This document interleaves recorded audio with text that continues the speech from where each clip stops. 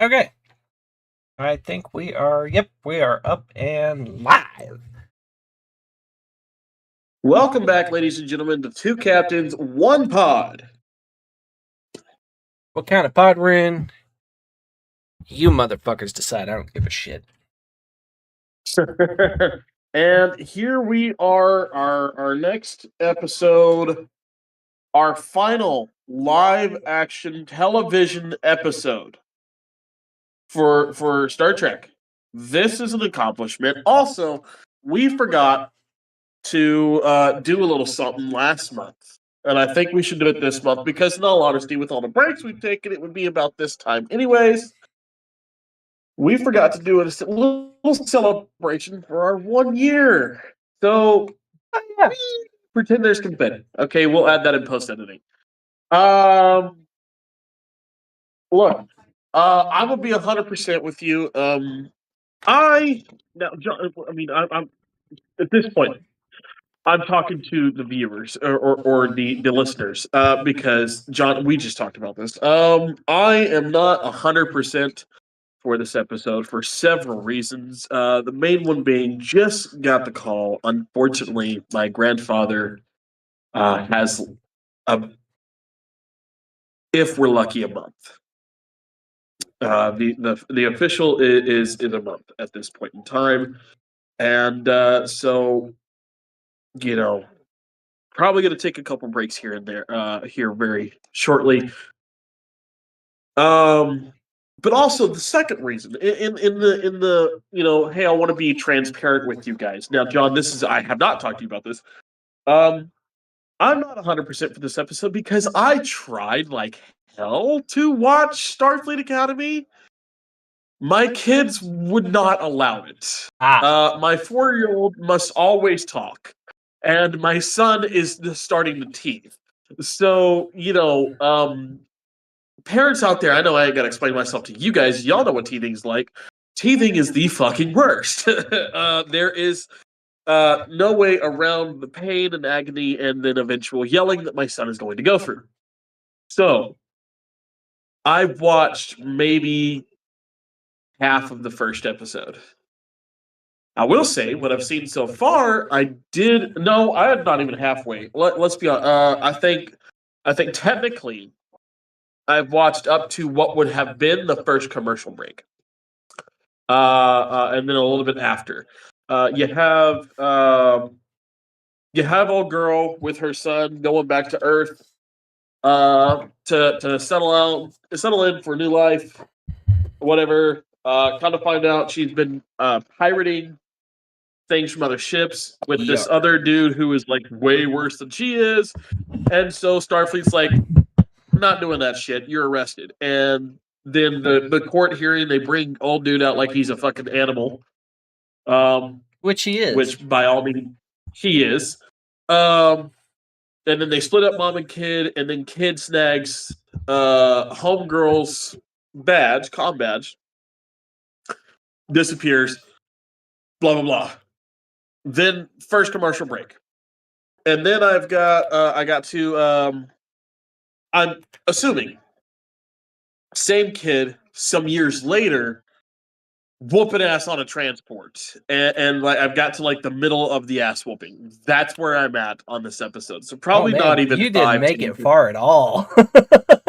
No, dude, and this is I wanted to. I really did. But again, I'm trying to get caught up with some other shows. One of the shows that me and Hannah watch religiously is The Rookie. It started releasing its newer episodes. Trying to get caught up on Ghost. We've been watching the Star Trek movies.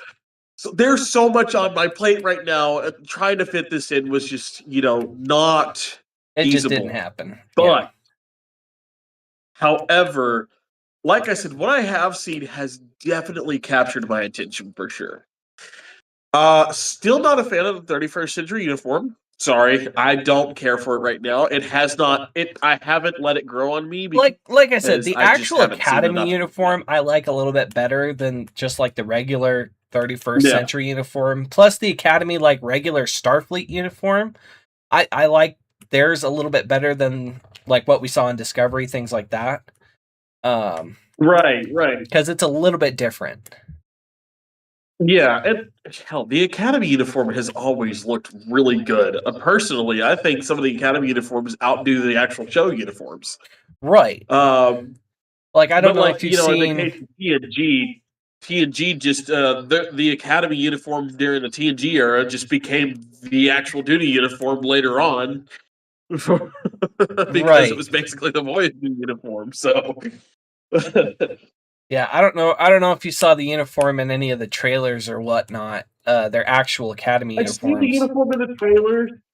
Yeah, I've seen the uniform in the trailers. I do agree. I like the uniform. I think I might get one. The actual cadet uniform or the officer uniform. Don't know. Probably one of each. That's fair. Just for shits and giggles. Because I do like the solid color, and then it's got the little. It's not double breasted, but it's got that cool little design that like goes from here and then curves back downward. Right.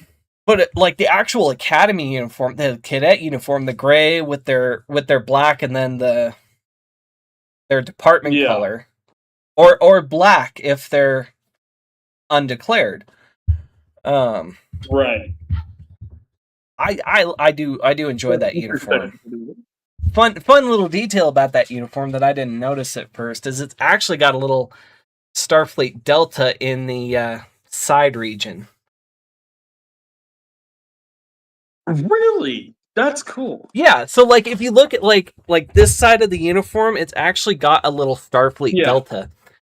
Coolest little detail. I didn't notice it until like episode like 2 or 3. Yeah. I still have not watched today's episode, all things considered. I'm kind of waiting on my sister to be available tonight to watch that episode because she gets pissed when I watch it without her.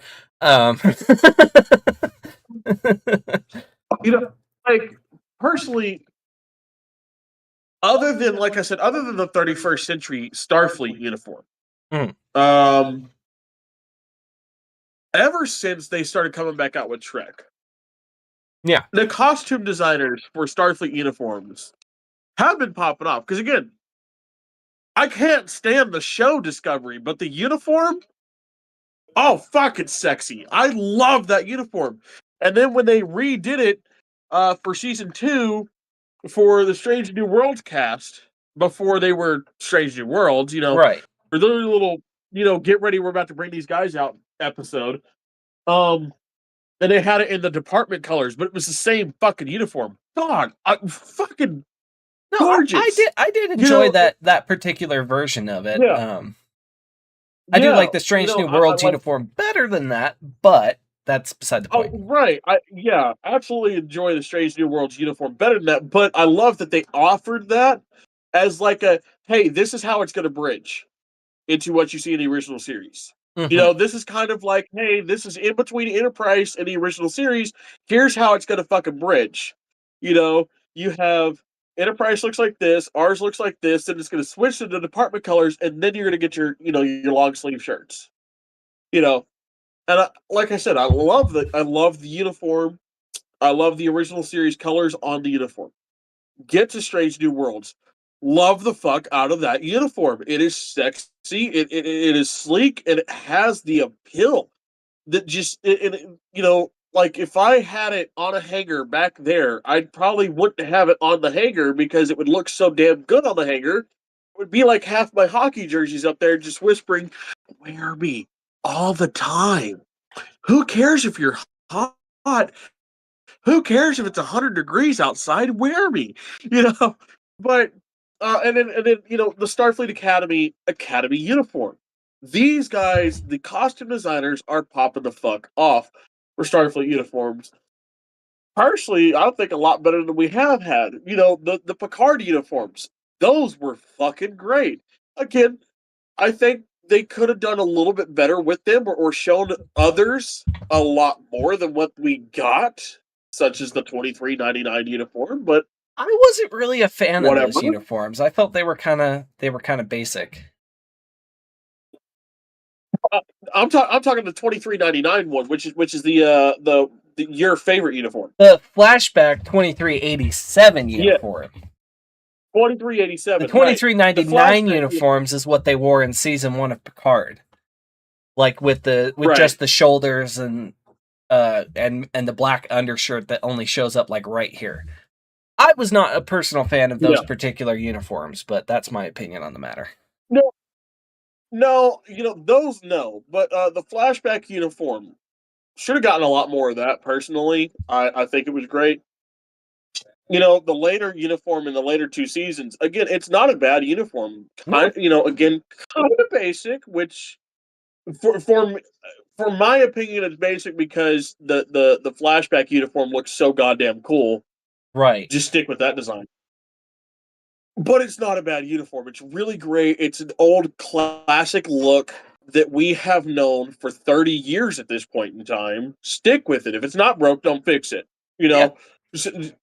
Simple as fucking goal in life. If it's not broke, don't fix it. You can tweak it a little bit, and that's how you get the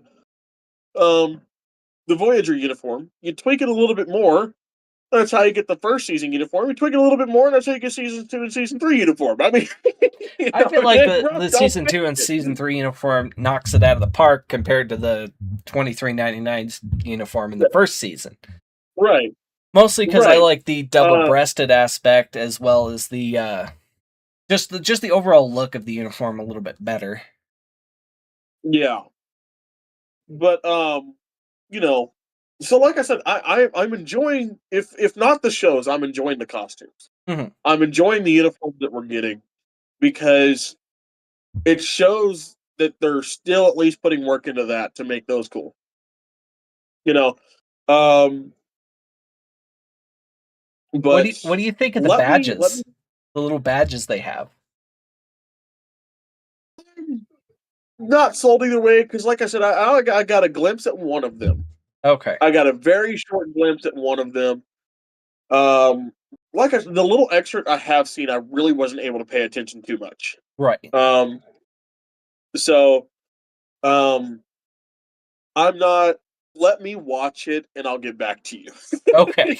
Let me really get to sit down and watch it, and I'll really critique these uniforms and give a full update. But again, the badges haven't been bad either. Okay, my favorite fucking thing that we've gotten out of Star Trek in the last few years is the Strange New Worlds Discovery badge. Like, as soon as Quantum Mechanics dropped it, I bought it. This one being for Discovery, but it doesn't have any of the pips on it, which I kind of like that better, that it doesn't have the pips on it. So do I. I have one of those too. Once again, don't know where it is, but I do like it without the pips on it. I think it works a lot better. Yeah, and like I said, it just the little design they did with it. Like, at first, I didn't care for that badge. Like I said, at first when Discovery first came out, I was like, man, I'm not a fan of that badge. It just looks funky. It just looks wrong. Well, but it grew on me. My issue with it when the show first started, I'm like, it's not supposed to look like that yet. That too, but again, we can't give them too much grief because at this point in time, to try to go back and make each ship have its own little badge would be outrageous. Right. The newer fans that they're trying to get would not understand why there's so many different badges. I believe that's, honest to God, the only reason we didn't get multiple badges. But trust me, that was my gripe too. I was like, no, I want the Discovery badge, motherfucker, because that's Enterprise's badge. Sure. That's not Discovery's badge. Discovery should have her own thing right now. Give. Because, like, technically with Enterprise, we didn't even see the second ship till towards the end of the show. Right. And we get a small, very small glimpse at Columbia's patch. Even still. Like, it's a you have to pause your TV when they're showing the captain of the ship in her uniform, and then try to bend your head and hope your TV's 3D to go, oh, that's cool. But it's not, and you can't do that. So you don't get to see the full badge. If you look it up, the patch does actually look pretty cool. I do like it. Yeah, like I said, I mean, I looked it up. Of course, I looked it up. Because I was like, I'm trying to figure out when I buy one of those uniforms, am I going to get Columbia or am I going to get Enterprise? Which one do I want to get? Well, in this show, they are separate. So they're going back to kind of ship specific badges. So their badge actually looks like a little version of their ship with the Delta inside of it. That's cool as fuck. That sounds cool as fuck. Because you know how fucking badass an Excelsior ship badge would be? Oh, yeah. Like, I'd wear the fuck out of that. I put that on every piece of clothing. Fucking Christ. I put this on as many pieces of clothing as I can. Wherever it works. I've done that so many times. Like, I'll sit there and, like, because I got real big into Star Trek. When I started doing my deep dives, I was in college. Mm-hmm. So I got real big into it in college. I'm like, fuck, I'm in a dorm. I know there's Starfleet Academy, so I got me. I can't. I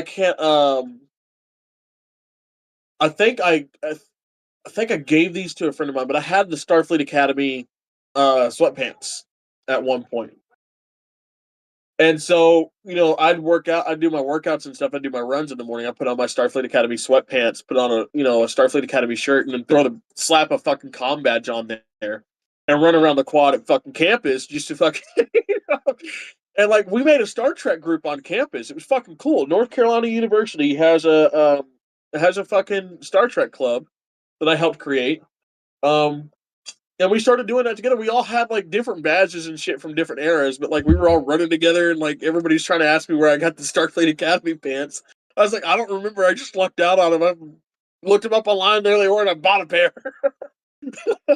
But, it was like, we kind of acted like we were in Starfleet Academy. And, like, for some of us, it felt that way because, again, I was going to medical school at the time. So, medical, you're going to learn the same thing. Dr. McCoy probably learned the same shit I learned, but he learned how to do it with a tricorder, and I learned how to do it with my hands. So yeah, I could call it Starfleet Academy if I wanted to. I mean, a long time I'm doing it. I mean, like for the one semester I did go to college last year. I did feel a little bit like I was going to Starfleet Academy. Mostly because I had to trek up there every single fucking day, but that's beside the point. But studying history as I was, like I felt like, I learned probably a lot of the same things that they would have learned at Starfleet Academy in a history course setting, in that particular aspect. So, right, and I've always wanted to show on Starfleet Academy because I think it's something so untapped and so cool that Starfleet has done, that we've gotten in the Star Trek universe.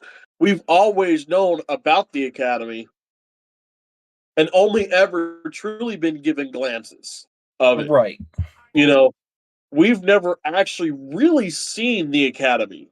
The only instance I can think of us actually seeing the Academy is a few episodes in TNG where we focus on Wesley and Wesley's time at the Academy. And then Star Trek 2009. We got it a little bit in Deep Space Nine too, I thought. That's right, because there's the couple episodes with Nog as well. Yeah. But yeah, we only got glimpses of it. It's not like we actually were centered at Starfleet Academy, even in the 2009 Star Trek universe. Which actually, the first 30 minutes. Fun little fact, it's an actual building you can go visit in California. That's dope. Like, it's a water treatment plant. We should get some cadet uniforms from the 2009 movie and go there and take a photo shoot together. I'm talking about the one from like Next Generation. Oh, from Next Gen. Okay, so we'll get the Next Gen uniform. Fuck it, I don't give a shit which one we get. You know? It is the Tillman Water Reclamation Plant in Los Angeles. Okay. Yeah, if you look at it, you're like, oh yeah, that's the Academy and Starfleet headquarters from Next Generation. I know the one from the Kelvin movies. I know the one from 2009 is in San Francisco. Mm-hmm. I think it's like a library. It's either a library or a government building. Yeah. But it's there in San Francisco. We should do that one too. But yeah, the Tillman Water Reclamation Plant.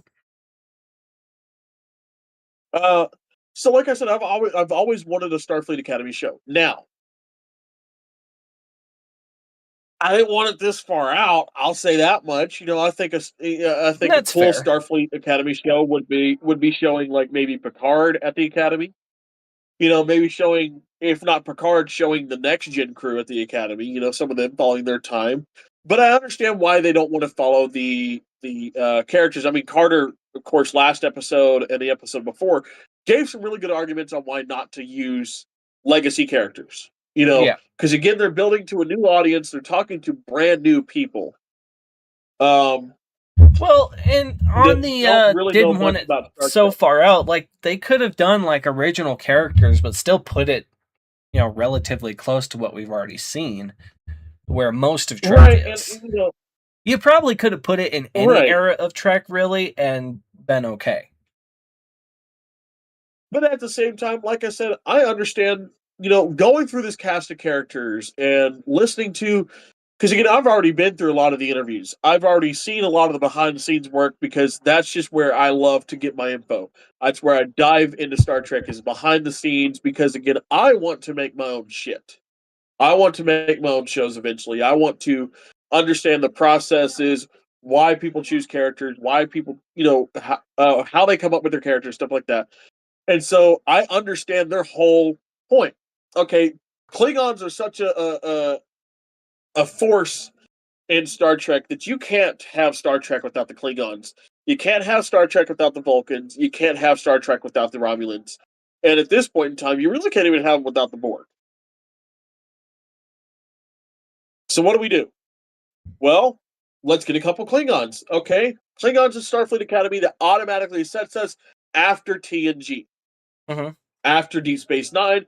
Technically, let's get technical, it sets us after Voyager. Why? Because Worf was the only Klingon in Starfleet for the longest fucking time. So, okay, sure, we could be set in the early 25th century. We'll do all right. You know.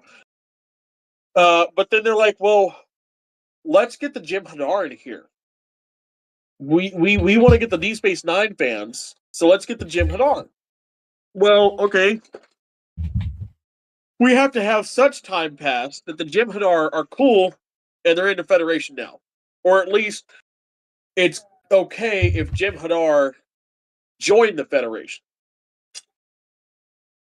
So that's going to put us, you know, mid-25th century, mid to late 25th century. Oh, one more thing, talking about the Jem'Hadar. One thing I'd like to say, I fucking called it. The Jem'Hadar were liberated, like in Star Trek Online. I called that shit.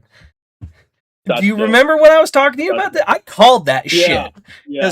The one we see, her father she literally says it on screen, a liberated Jem'Hadar. And I'm like, I fucking called that shit. Yeah. I love that. But, you know, but they're like, you know what? Let's do female Jem'Hadar. But as we know, Jem'Hadar are genetically modified, or were at one point genetically modified to be male. Mm-hmm. So, how do we do that? Well, she's half Klingon, half Jem'Hadar. Because again, the Klingons are cool, and you know damn well if a Klingon fights it, it wants to fuck it, because that's just Klingon culture. We've seen it. And now we have proof that they did. Worf jumped Jadzia. We now have proof that one actually did. Right. Because again, I mean, look at Jadzia and Worf. Jadzia and Worf started training together, and Worf's like, fuck, she can beat me up. That's hot. Okay, look, I'm just saying, Klingons have a track record. I mean, like, same, dude, but still.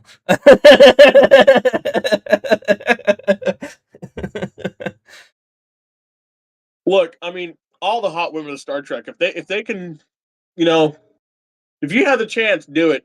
If you got the chance, do it. I'm just saying, I ain't gonna rag on nobody for no thing. Just get it in there, get it in when you can. But so we get that. So confirmation, Klingons, if they fight it, they want to fuck it. If it's a good enough fight. So the Jem'Hadar gave a pretty good fight at one point. So we're about to have a relationship, and it makes sense. It makes sense to the Klingons. It makes sense to the Jem'Hadar, and we get a really cool character, a female Jem'Hadar. Which, when you get to that point, you are going to love that character. She is fucking awesome. I love the actress already. Mm-hmm. I love the actress already. She is so great. I say the word phenomenal so much, and I cue into it every time I say it. But it's like, she is phenomenal. Fits, both the character and the the actor, like, they are fucking phenomenal. Yeah. We have that background character that takes us back to the original series. I don't remember what the species is called, but in the original series, we're led the Sharon. Yeah, the Sharon. Yep. We're led to believe on the original series that these two are most likely, even said in the original series. This is where a lot of the older fans are pissing a lot of people off with your shit. Grandpa, go back and rewatch the original series. Because if you're watching Starfleet Academy, you have Paramount Plus.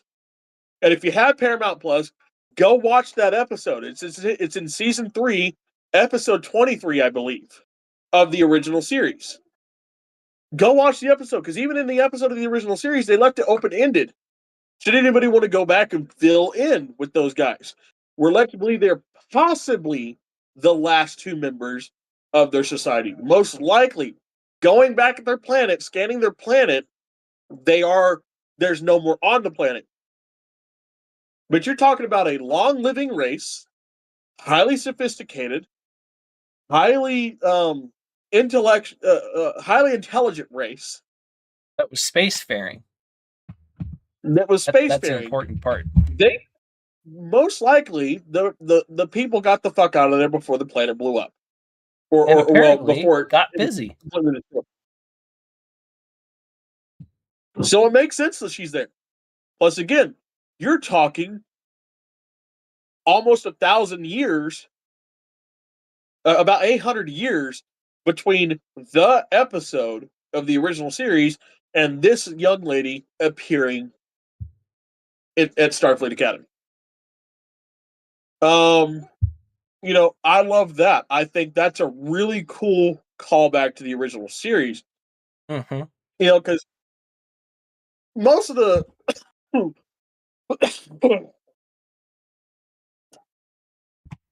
up until recently,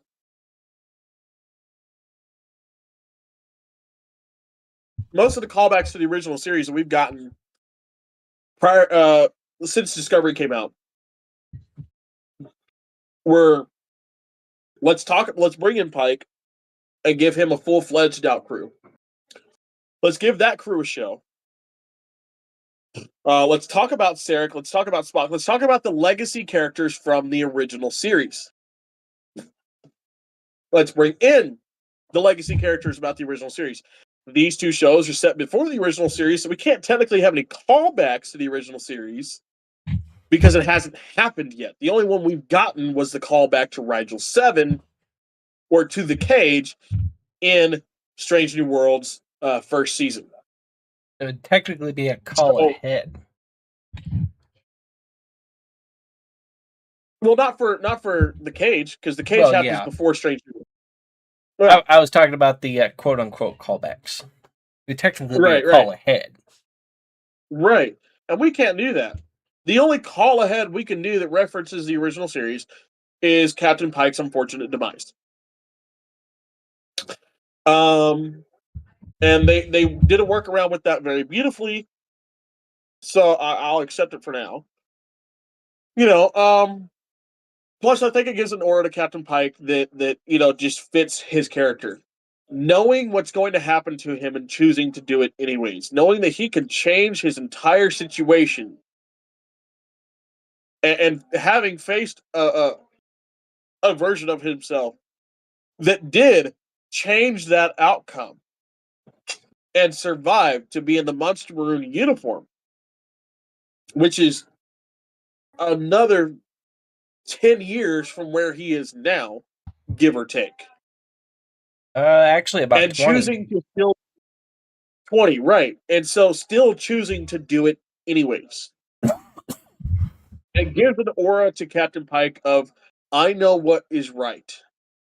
I know that I'm going to get fucked up and my career will be over. I will be nothing but a shell of myself. But I need to do this. Otherwise, I could hurt other people. And I think that says a lot about who Pike is, and I love that personally. So, we haven't had any callbacks to the original series because we just haven't been able to do so because we've been before it. Now, again, Discovery went, so far into the fucking future. Again, doing a callback to the original series is like, fucking why? How? How are we going to do that? That was 800 years ago. 900 years ago. That's fucking ridiculous. We can't do that. So how do we get around that? This is how we do it, and I love it. I think it's a beautiful thing. I think they've done a beautiful call, from what I've seen of the trailers, of the characters, the behind the scenes and stuff like that. I think they've done a phenomenal job. Like I said, I'm ready to really get into this and watch it, sit down and get to know these characters and see how they do it, to form a full-fledged opinion. Like I said, what I've seen so far, I'm really enjoying. I ended up becoming friends on TikTok with one of the stars of Starfleet Academy. Because he was in the Rose Day Parade, which, for those of you that don't know, the Rose Day Parade is the parade that happens on New Year's Day, and it's called Rose. It's called the Rose Parade because all of the parade floats in this parade are made out of at least.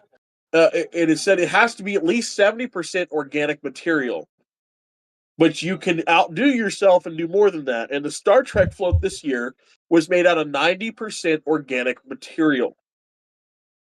And I saw his expert of him talking about it on his TikTok.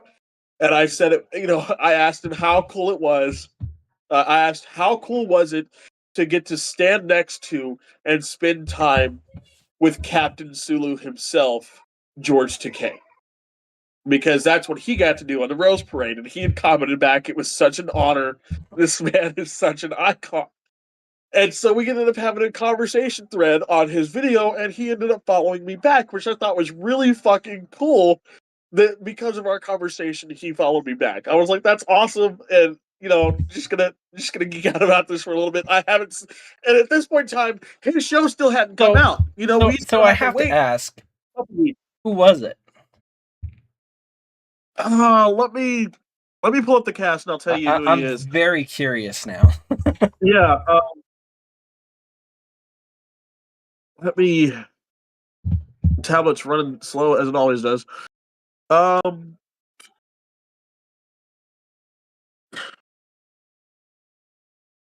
Trek Starfleet Academy series cast.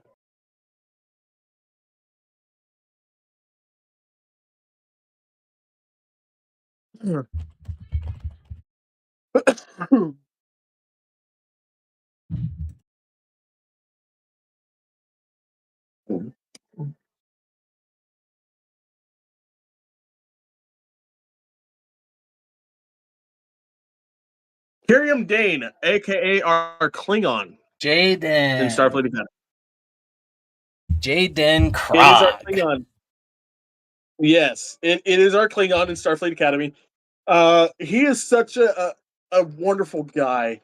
I love him so much. I have been following his content. You know, I've been looking at his content ever since. He shares a lot of behind the scenes, and you get some really cool extras of him in the makeup chair getting in the makeup for Jaden.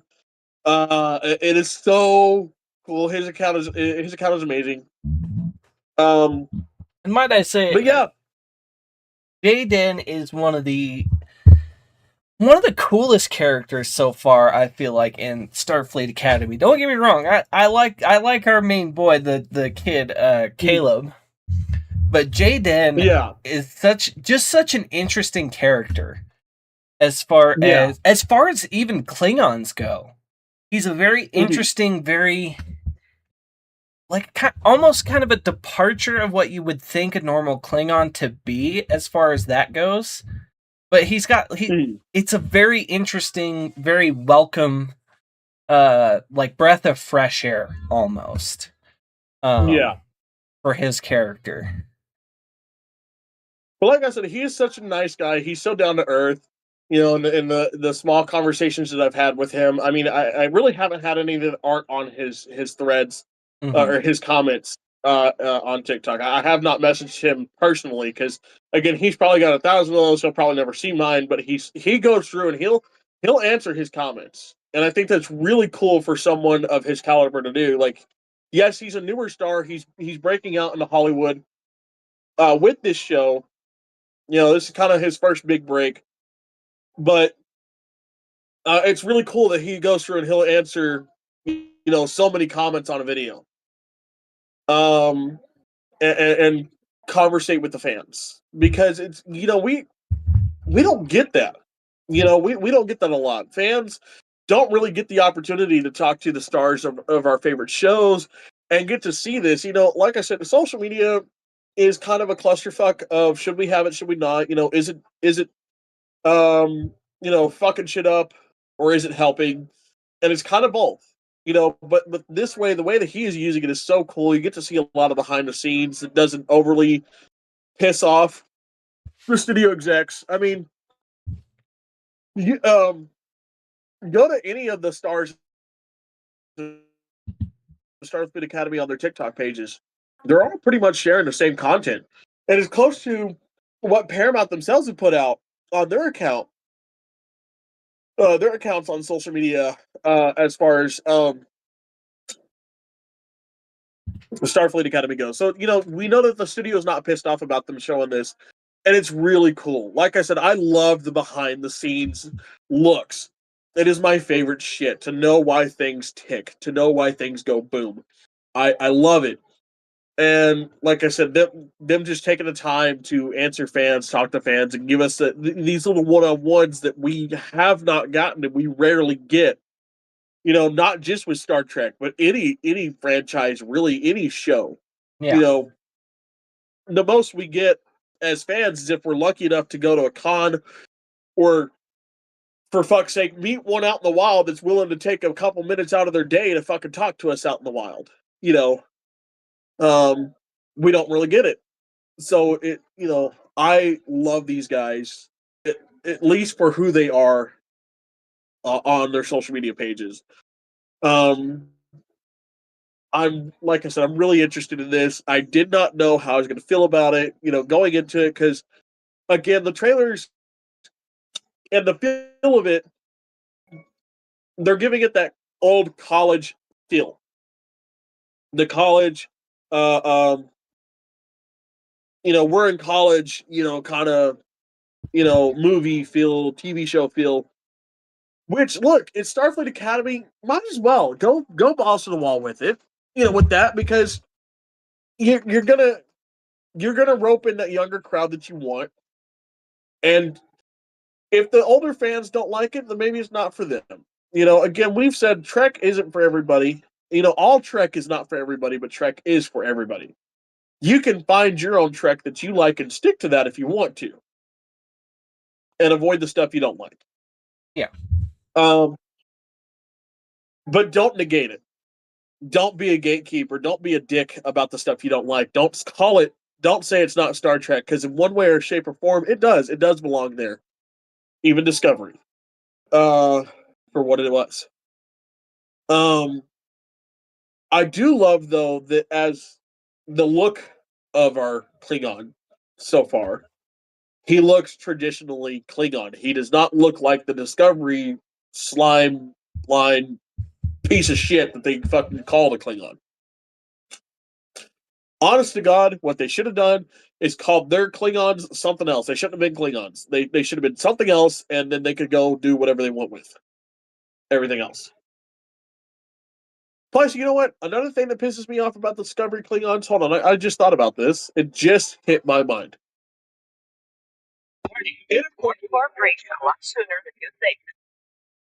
Well, hold on, computer. Hold the fuck on, alright? Just hear me out. Enterprise gave us a Klingon with head ridges, and it was like, wait, fuck, they're not supposed to have those yet. How do we fix this? And then they fixed it in an episode. Genetic modifications.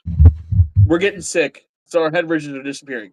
Okay, cool. We're cool with that. So the original series is, all right, look, I think it's stupid, how you did it, but whatever. Whatever. We'll take it. We'll take it because at least you retconned it. Turn into Discovery, and these Klingons have fucking head ridges, and they look wrong, and then you're supposed to tell me they're going to go look like normal people again? That's what pisses me off about the Discovery Klingons. There it is. That's my full reasoning on it. There we go. Okay. Warning. Warp core breach a lot sooner than you think. Right there, computer. But okay. The Klingon Jaden looks great. He looks like a traditional Klingon, at least. So I like that.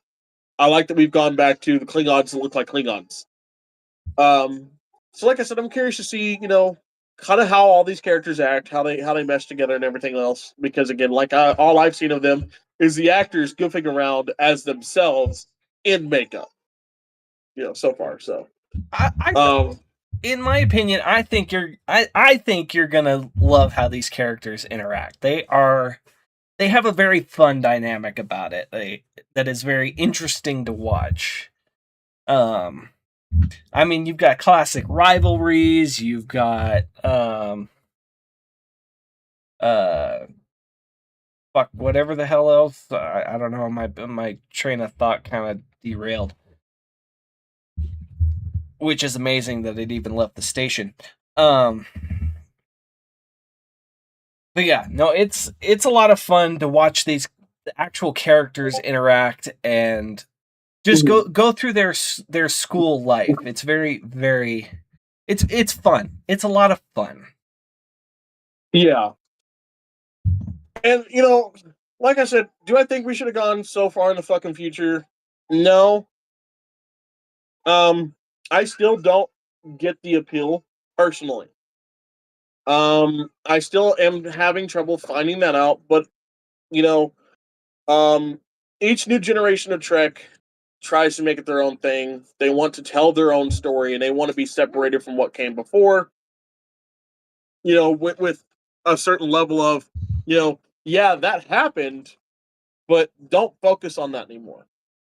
Because again, we started with the original series, and then the very next show went 80 years later.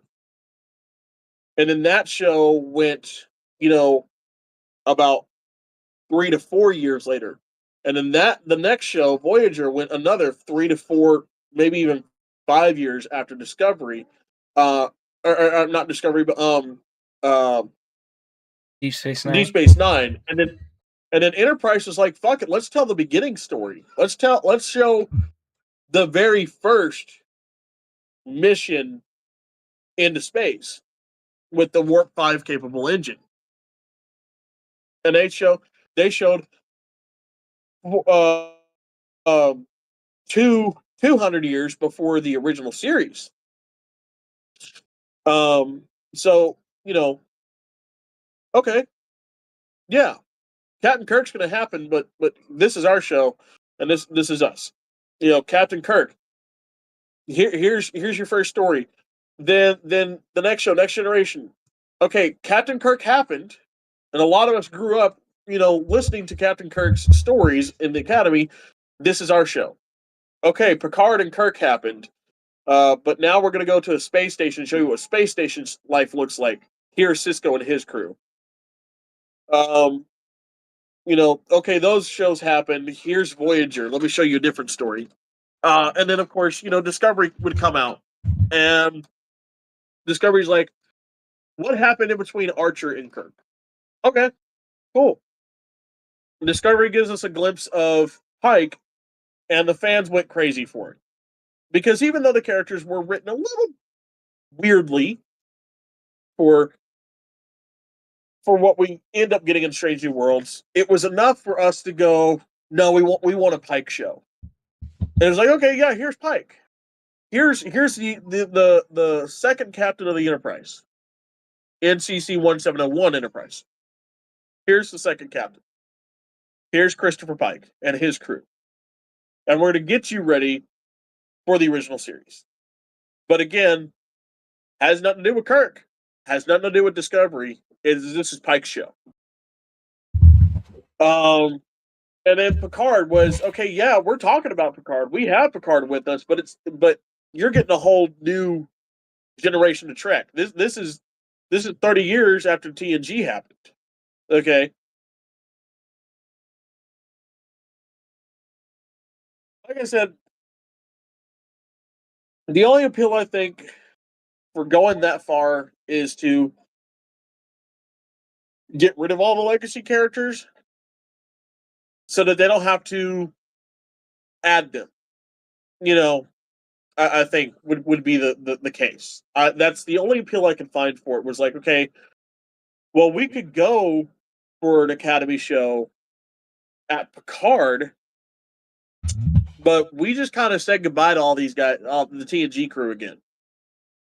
Who else do we have? Well, we got the Voyager crew, but most of those guys aren't going to come back for this. And if they are, they're going to want to be the fans are going to want a bigger part out of them than just a quick little, hi, I'm Admiral Janeway, or hi, I'm Captain Harry Kim.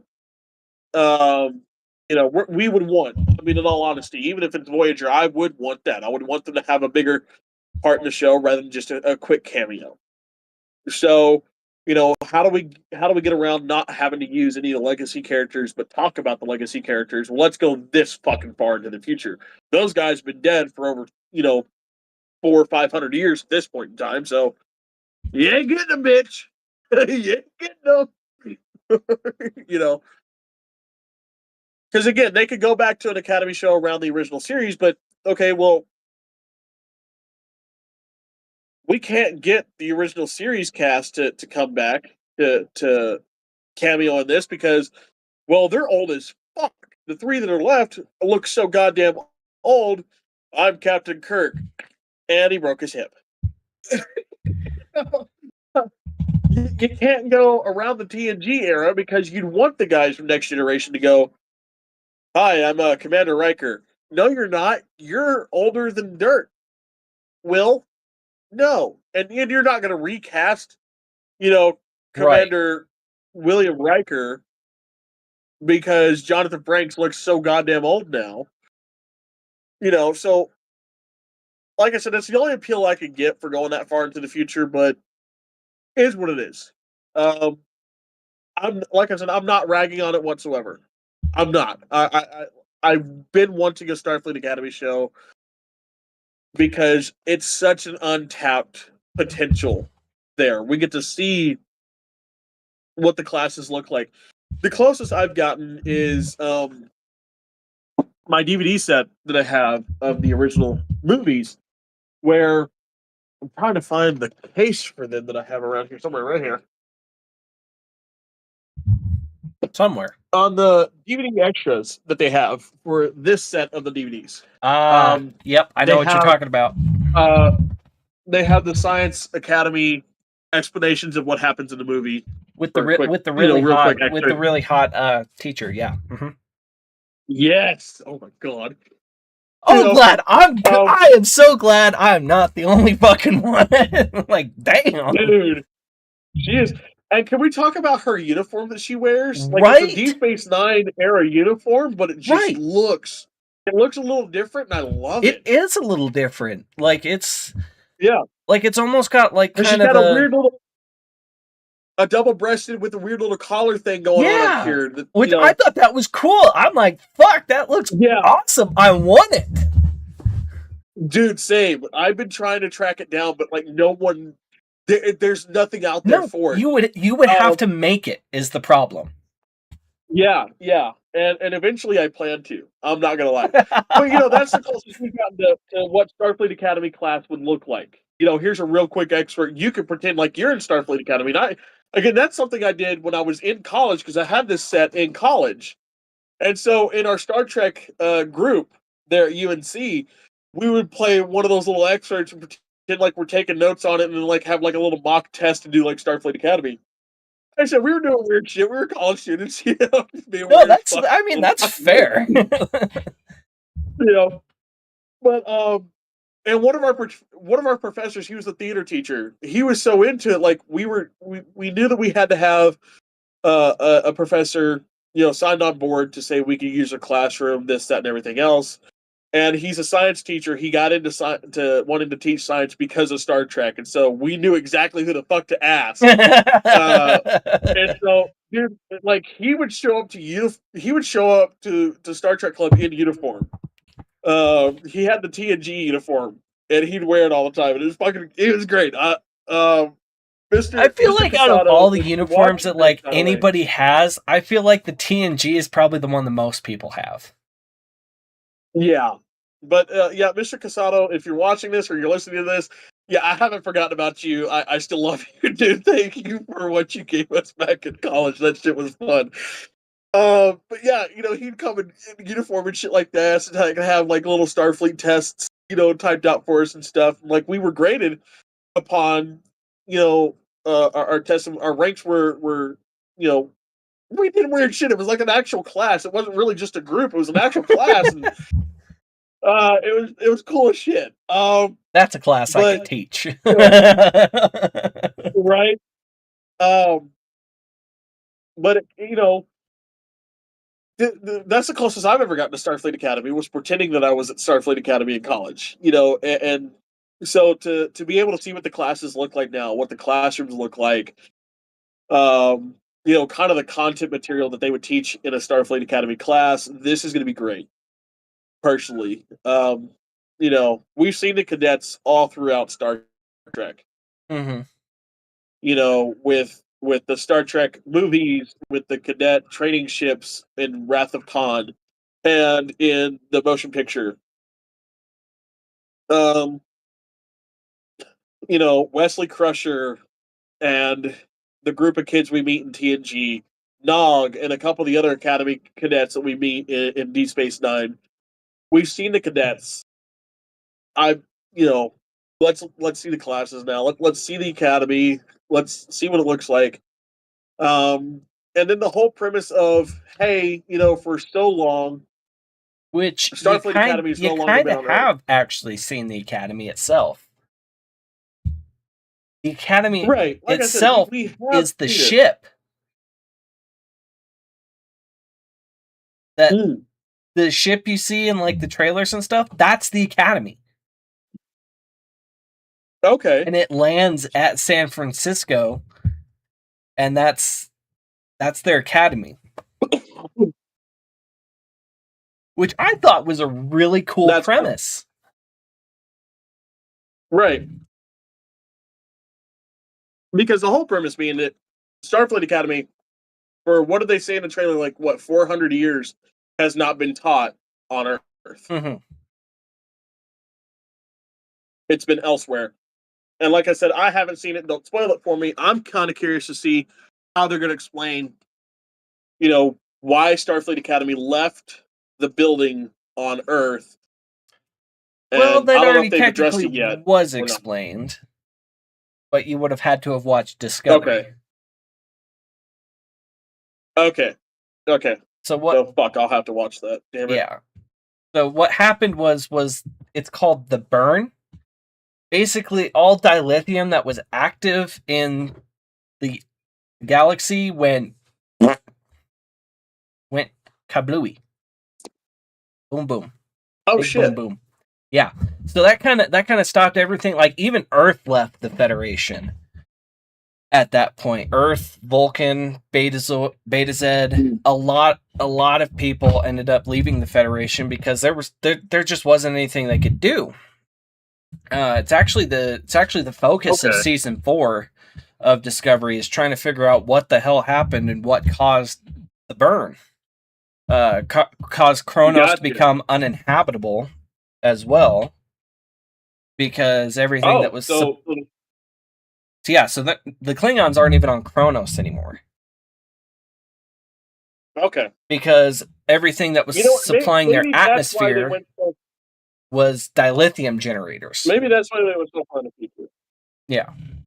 Maybe that's why they were so far in the future, is because they set up so much with Discovery, and the Discovery fans that are out there were like, hey, give us some more, so here's Starfleet Academy. Well, I don't think it had really anything to do with the fans as far as that goes. I think a lot of it more geared towards like, hey, we set all this up in Discovery, so let's do another show, but let's do it at Starfleet Academy, which is coming back to Earth after all this time after this thing happened. Does that make sense? Okay. Yeah. But this is interesting. Real interesting premise here. So I'm, like I said, either way, I'm still excited for this. My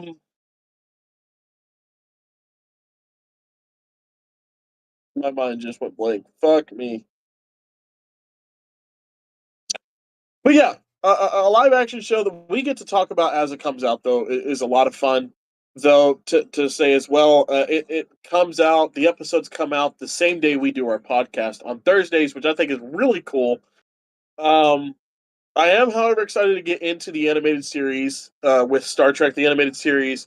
And Lower Decks. Lower Decks, and then what was the other one? There's one more. Oh, Prodigy. I always forget about that one. Prodigy, yeah. Yeah. Which is weird because it's really good, I thought, but it's one that I always kind of forget about.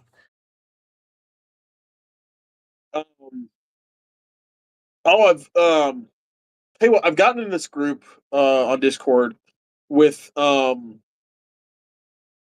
this guy on TikTok, he's a parent himself and been gaming with his buddies and like gearing up in lobbies and shit with people, playing like Call of Duty and other games like that. Having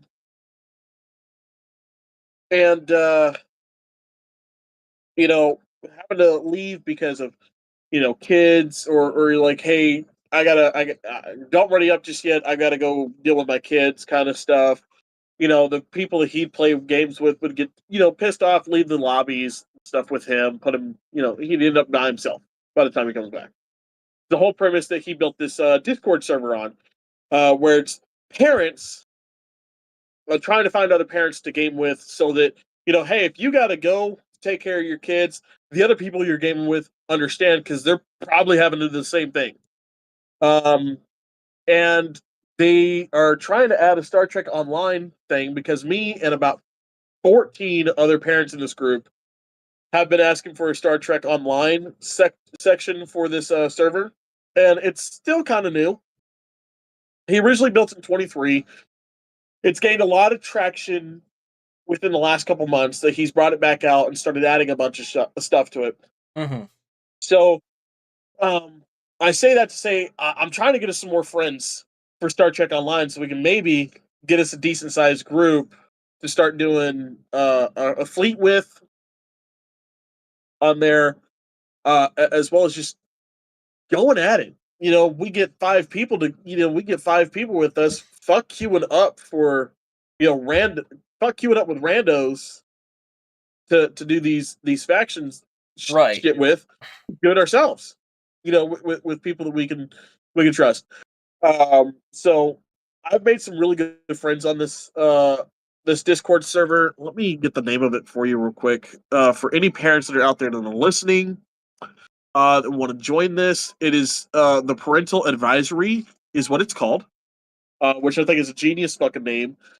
You get on there, and you don't have to be a parent to join this. I mean, it's implied. But you don't have to be. As long as you're willing to work around parents who game and be like, hey, I had to take a break for my kids, and I might not be back for like 20 minutes. Which I know you, of all people, are. I mean, you work with me. I work with you all the goddamn time. Yeah. So it's called the Parental Advisory, and when you first get in there, it asks you a bunch of questions like what types of games you play. You can select of the games they already have laid out that have their own sections. You can click on them and add those games like Helldivers 2, um, Red Dead Online, Fortnite, Minecraft, Call of Duty, Battlefield, the works. They have running it down, and then you can sit there and select for like games like Red Dead if they don't have GTA Online or if they don't have Star Trek Online.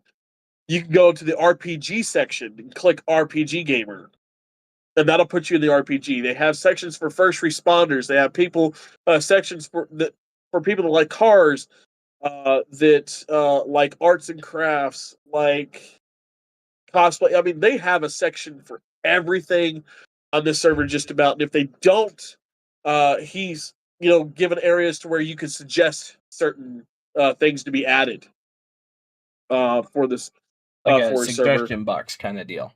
Right, and it's really cool. It's really really fun. I've met some interesting people on there. There's a first responder section where me and a few other guys have just been shooting the shit. I met a cop from Florida on there a couple nights ago, and me and her were just chatting back and forth, and I was like, you made a cop in Florida, based off of the Florida man, news stories I've heard over the years. I bet you got some stories that would shoot mine out of the fucking water. He's like, yo, you wouldn't believe, and it's like, oh my god. But real fun group. There's always someone on there. So for parents or people that don't mind gaming with parents and waiting for us to be able to ready up or whatever we need to do for the game, give it a check. The Parental Advisory, really cool. Captain Solo, spelt Soul. Oh, Captain Soulo is his tag on TikTok. Type that in, and that'll take you. You go to his page, it'll take you directly to the Discord invite if you want to go about it that way. Speaking of Discords, dude, I think it's time we make one for the fans of our podcast. We need to start branching out a little bit, more than just putting the podcasts up. I think we need to start making, real good community page for ourselves so we can talk with our fans, much like you have with your YouTube channel. We should do that with us. Now, we can either modify this Discord server to add that in, or we can make it a whole brand new one. I don't care either way. I just think it should be done so we can, communicate with them and get some fillers for people to like, hey, want to be featured on an episode? Here's where you can do that. Here's the questionnaire. Let's build a questionnaire for people to be brought up onto the episode so we can have some guests in here. Because I've got a few people that have been asking about us. I don't know if you've checked Spotify, but we've gotten, I think, close to about 300 listeners. Not followers, but listeners. Now, I can't really check all that because I don't have the account you do. But we've been getting pretty good on Spotify so far. So,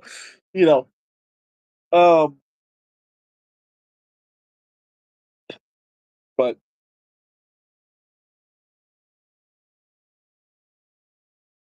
I will say, now that we've gone through all of the live action series, I'm excited to see where we go from here, past the animated shows. Now I'm going to update you though on Hannah's run through with Star Trek. Oh boy, here we go. We've seen all of Star Trek 3. We've started Star Trek 4. We're now in the past and we're walking around San Francisco. Right up to the point where they split up. That is what she's seen so far before the kids, we had to take care of them. She absolutely laughed at probably my favorite line and something I haven't used in a while because no one's gotten the reference, but now that my wife gets the reference, I'll start saying again. We get to Earth of the past. Kirk walking across the street. Dumbass! Double dumbass on you!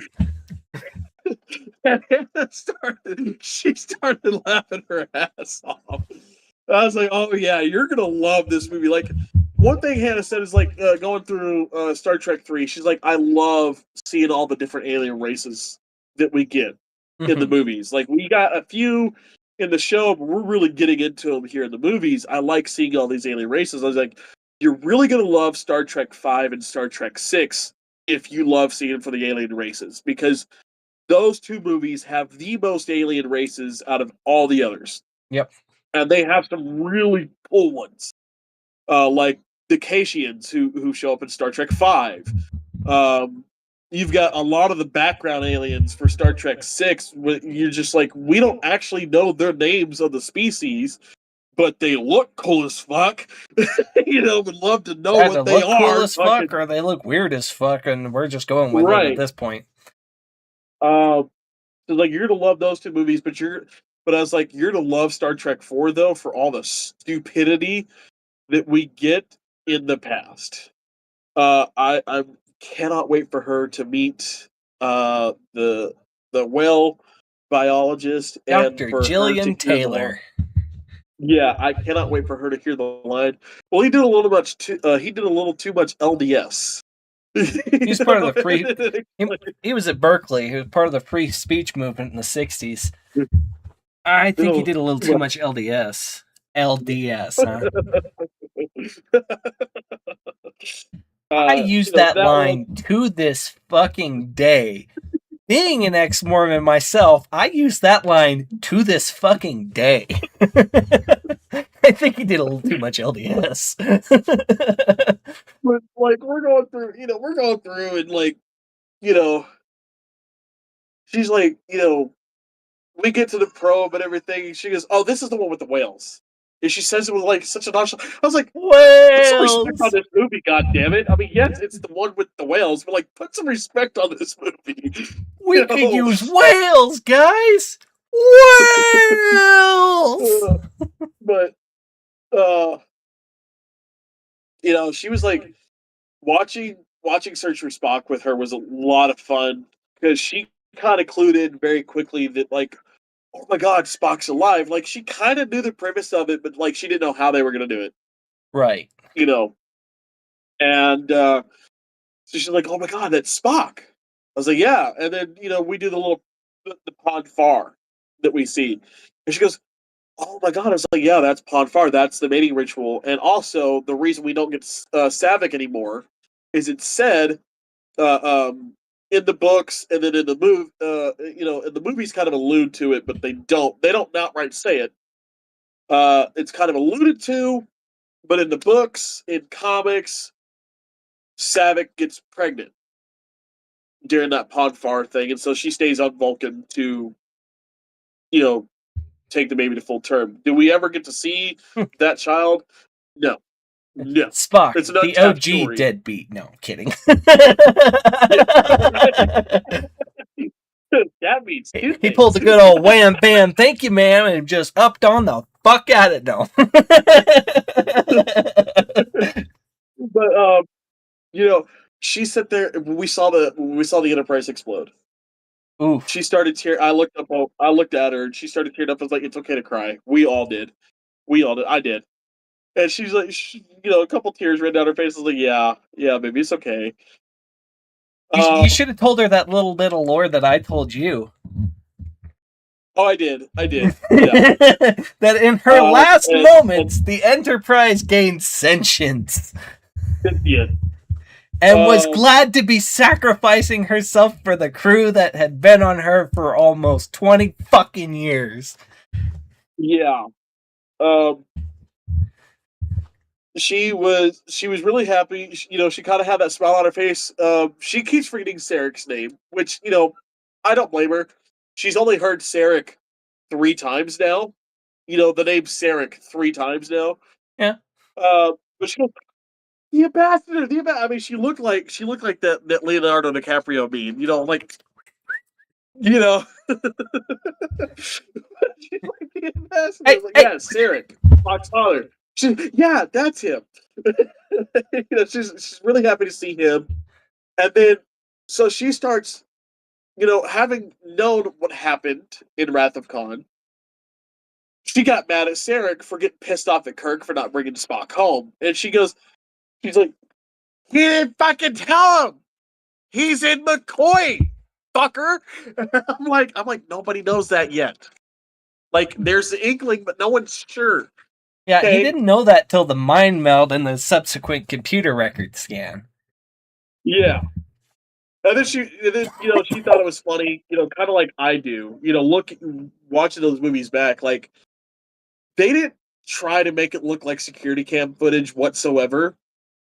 In Star Trek 3 and Star Trek 4, when they go back and show you the old parts of the old movies, it's security footage, but it's the exact. They did not doctor it at all. Man, these security cams get really good angles, right? Like especially the ones that show the Enterprise's destruction, like in the middle of fucking space. You just see the city in full Enterprise. Like, god damn, where's that camera mounted? Well, that gets more explained in the books that Starfleet has sensor drones in areas like that, and that's how they can get those quote unquote cool looking angles. Yeah. But that's how it's explained in universe, but yeah. Yeah. But she was commenting on that as like, oh yeah, trust me, we've all thought the same thing for years. It's wild that they, but at the same time I find it funny. I do. I love it. Using the old footage for the movie before to sit there and be like, all right, it's security cam footage now.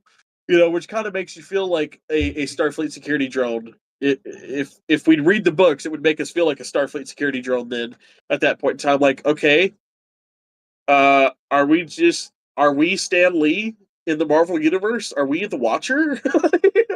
Are we sitting back on a Starfleet off-site fucking records office? I'm okay with that. I got no problem with that. Right? Huh. Fuck. I guess I am Section 31. Shit. Okay, that's taking it a bit far. But yeah, she the scene where Kirk turns back to them and he goes, all right, split up, and they all just kind of look at each other like, which way are you going? Split up. Which way are you going? You look like a cadet review. Right. And then immediately she also commented on the fact, like, he tells them to split up, and then immediately turns around and says, just stay there. And he tells them to stay put, and then immediately turns around, split up. You look like a cadet review. Yeah. No, we all noticed that too. Yeah. And so, in all honesty, I never really put 2 and 2 together. I just thought it was funny. I thought that was just a funny moment. But when she pointed it out, I was like, oh, fuck, she's right though. Like, what do you want them to do, Kirk? But yeah, I'm real excited to get through the rest of this movie with her, because it is, for all the jokes that's in this, like, as serious as this movie is about the message it's trying to convey, it is so damn funny. It's one of the funniest Star Trek medias out there. I'm not going to say movies, because it's all across. It's one of the funniest things in Star Trek out there, because of all the jokes the workarounds they have to do as people that are 200 years past this time, going back and like, You must act inconspicuous. Well, yeah, I mean it's just Earth. It's just Earth a few years ago. Oh fuck, we're in primitive times. Like, I cannot wait to get to the dialysis scene. Dialysis. What is this? The Middle Ages? The Dark Ages? Dark Here, take 2 Ages. of these and call me in the morning. I got new kidney. Doctor gave me a pill and I grew me a new kidney. Fully functional? Fully functional. It's like her dialysis is just gone. It's just gone. I don't know. Oh. I can't wait to get to that scene. It's one of my favorites. And then of course Sulu's you know how to fly this thing? Oh yeah, I flew one of these back at the academy. Sulu, that helicopter is brand new as of that period of time. You kind of can't. Okay, the Hueys weren't brand new as of that time.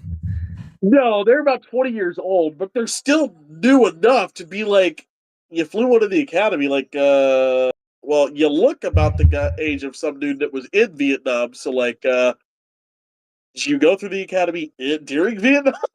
I mean, it's possible. And then, of course, McCoy and Scotty. Scotty, you're giving him the formula for transparent aluminum. Realize, of course, that if we give him the formula, we're altering history.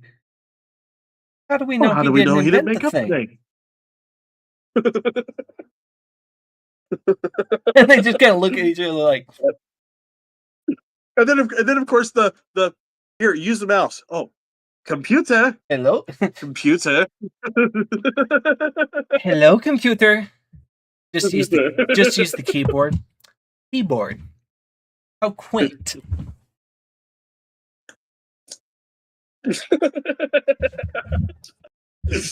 And might I say, he really hides his missing finger really well.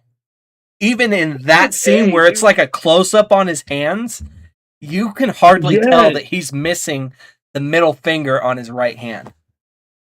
Yeah. And like, and in all honesty, like in all my rewatches of anything that has James doing in it, I've been like this. You have to. Where's the cut? Like, until you know about it, you don't even notice it. And even when you do know about it, you have to look to find it. It is unreal how hard you have to actually look. Right. But you know what? You're missing a portion of a limb. You get real good at hiding it. Hell, my uncle before he passed, or I should say my great uncle before he passed, his lawnmower fucked up. The blade had stopped rotating. Got a lot of shit stuck in it. Now, my uncle was not the smartest man. Okay, now he was real smart in how to make money. But when it came to anything else, my uncle was about the dumbest motherfucker of his year. Because instead of shutting off the lawnmower before trying to get the blade unstuck, he just turned the lawnmower on its side and got the blade unstuck and lobbed off about, that much of his thumb. And, after they had, done the surgery on it and then replaced, capped it off with pig fat, which led to a lot of jokes. You had to, my uncle, you kind of had to look to be like, oh shit, it actually is missing. Oh yeah. But my uncle loved to cook. One of the jokes. One of the jokes is my uncle loved to cook, and he was a hell of a cook. Learned a lot about a lot of recipes from him, and how to barbecue from him. But I remember one of the last times I saw him. He's in the kitchen cooking some steaks and stuff, but he hadn't even put the steaks on the burner yet. He's just getting the pan ready and putting butter on the pan. And I'm sitting there with, my cousins Michael and Ryan, his grandkids. And I go, did anybody smell bacon burning? There it is. I knew bacon was going to come into this eventually. Yeah. They fall out laughing because they know what I'm talking about. Chuck goes, "Oh fuck you, motherfucker!" And my aunt Lynn, his wife, of over 50 years from the other room goes, "Oh, come on, Chris, that's not funny. Leave your Uncle Pigfinger alone." And that right.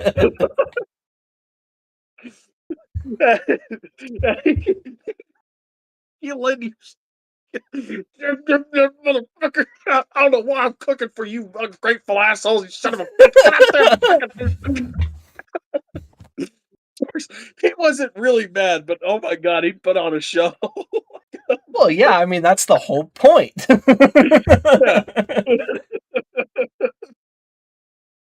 But one thing I've learned about people with if you're missing part of a limb and it's not a big one, if you're missing like a half a toe or half a finger, you get real good at fucking hiding it real quick. Well, he's not even missing half a finger. Dude's missing his entire middle goddamn finger. Yeah. Like down to here. And you can't fucking tell anytime he's on screen. So I think that goes to show like just how good James Doohan is he can hide a whole missing. He can hide a finger that ain't even there. There, yeah. And then I can't remember if it was the end of Star Trek 3 or the beginning of Star Trek 4 when Kirk finally gives the Vulcan salute.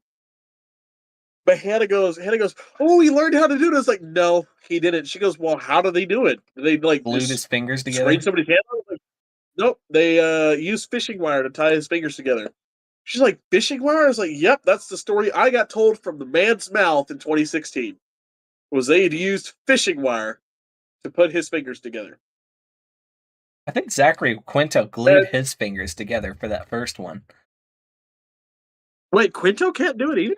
Well, he couldn't at first. He can now, but to train his fingers, I think what Quinto had to do is I think he had to glue his fingers together so that he could do that for the first movie. For me, it's just so astronomical that people cannot do it for me because I've always done it, if not to do for Live Long and Prosper. I've been able to do this since I was 3 years old. Right. But also, if you put a glove on, if you put a 3-fingered glove on, this is how you look like a Ninja Turtle. And this is how you look like Oswald Cobblepot, the penguin, from fucking 1991. That's still more separating your first finger because he only had like he had the fin here, and then he had the finger and the thumb. So yeah, but yeah, which that one's actually kind of hard to do. Hold these 3 fingers together and separate this first one. But yeah, splitting them down the middle, that ain't hard to do at all. Yeah, but yeah, no, this is how the live action Ninja Turtles did theirs.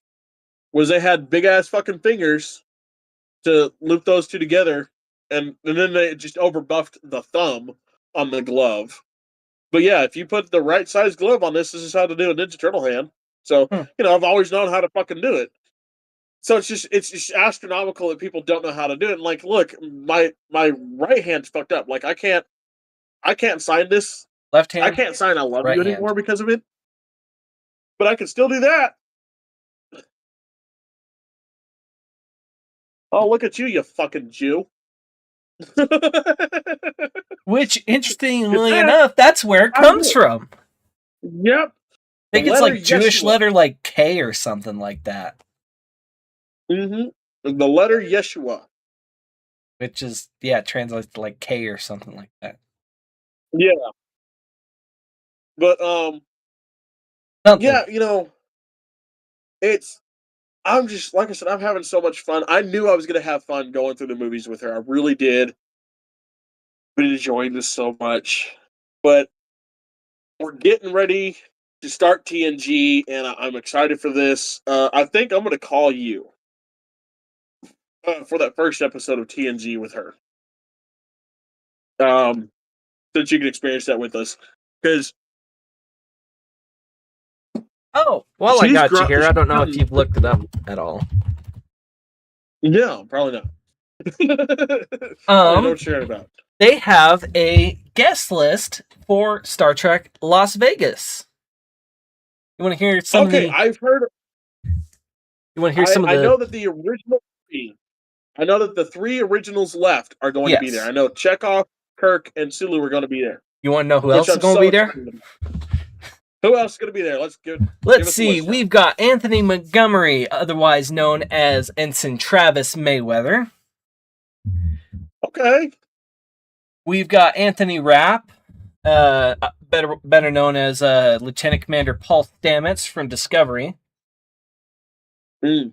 Let's see. We've got Barbara Luna, who was in the original series as Marlena Moreau. Yeah, from the Mirror Universe episode. Yes. We've got Bella Shepard, who is on Starfleet Academy. She plays Genesis Lythe. Let's keep going down the list. We've got You said Genesis real quick, and I wanted to add something else that happened in Star Trek 3. She goes, "Did they just kill Kirk's son?" I was like, "Uh-huh." And keep that in mind. Think about this, babe. Think about this, okay? When we get to Star Trek 6, I want you to remember this. Oh, it's going to be a thing. Not only has Kirk battled the Klingons his entire life, literally, just about. You know, the only enemy he's really ever known is the Klingons. He's gone to war with them. He's fought with them. Okay? Now, they have killed his son and taken away the greatest love of his life. All in one moment in time. And not only that, both of those things are now on a planet that is going to destroy itself, and he cannot be there to pick up any of the pieces. Mm-hmm. He cannot pick up his son to bury him somewhere else, and he cannot pick up any of the pieces of the Enterprise either. He'll never be able to go back and visit the Enterprise or his son. Keep that in mind. And she's like, damn. I was like, keep that in mind for Star Trek 6, because while he is very racist, he is absolutely 100% right to do so. Yep. 100%. Anyway. Okay, continue on. We have the original Gorn, like the dude who was actually in the rubber suit. Shit. No shit. Yeah. His name is Bobby Clark. We have good old Brent Spiner coming. So, you know. Spiner? We have Bruce Greenwood coming down. Oh. Yeah. Captain Pike from 2009 and Into Darkness. Yes. We have Casey Biggs, otherwise known as Damar from Deep Space Nine. Mm-hmm. We have Chase Masterson. You should know who that fucking is by now. Wait, hold on. Sorry. Leeta. Yes. Leeta. Leeta. Let's see. We have Chris Doohan. Yeah. Oh, God. We have good old. So psyched.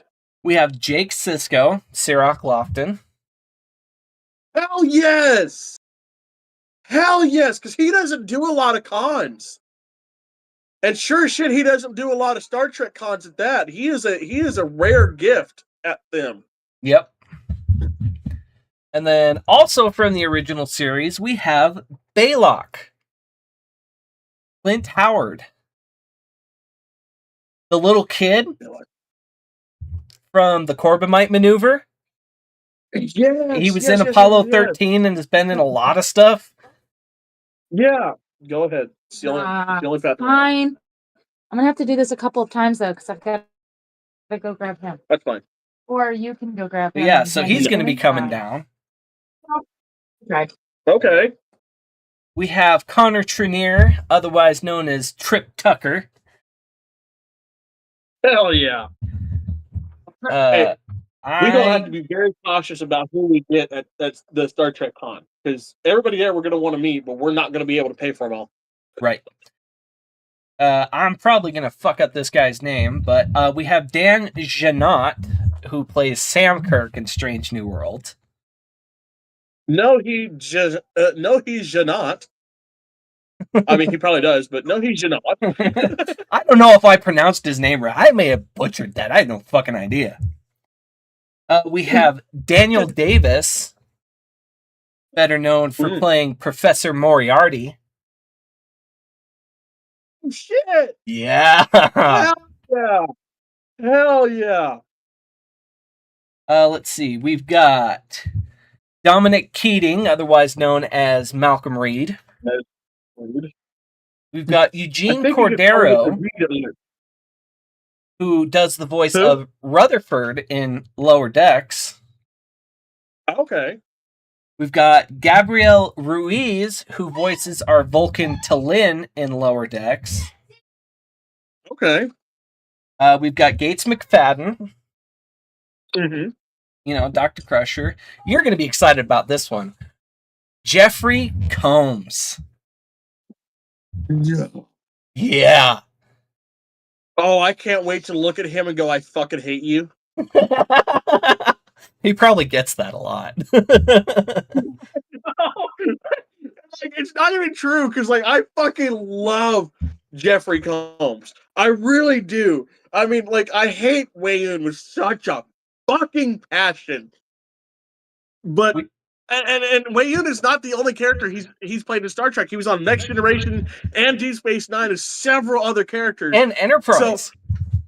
And Enterprise, right. And so, you know, I know that Wei-Yun is not his only character in Trek, but I'm going to go up to him and tell him how much I hate him because of Wei-Yun. And then be like, no, honestly though, I love you, but fuck you, Wei-Yun. This is to Wei-Yun and Wei-Yun only. Fuck. And he'll probably have a crafty fucking response prepared too. And I hope to God he does, because I want to I want to look at him dead in his fucking face and go, hey, Wei-Yun, eat shit and die. Okay, Jeffrey Combs, I love you. I'm sorry. I didn't want to say it, but like I had to. I can't stand Wei-Yun, but I love you. I'm sorry. Can I give you a hug? Let's see. Okay, we've got Jennifer Morrison, who played Winona Kirk in Star Trek 2009. So Kirk's mom. All right. We've got Jess Bush, otherwise known as Christine Chapel in Strange New Worlds. Yes. Ooh, you're going to be real excited for this next one. We've got J.G. Hertzler coming down.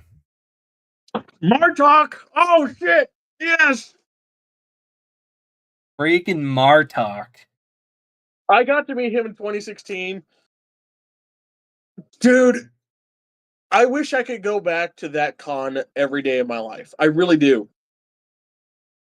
Because the Creation Entertainment 2016 Star Trek 50th Anniversary Tour that they did in Dallas.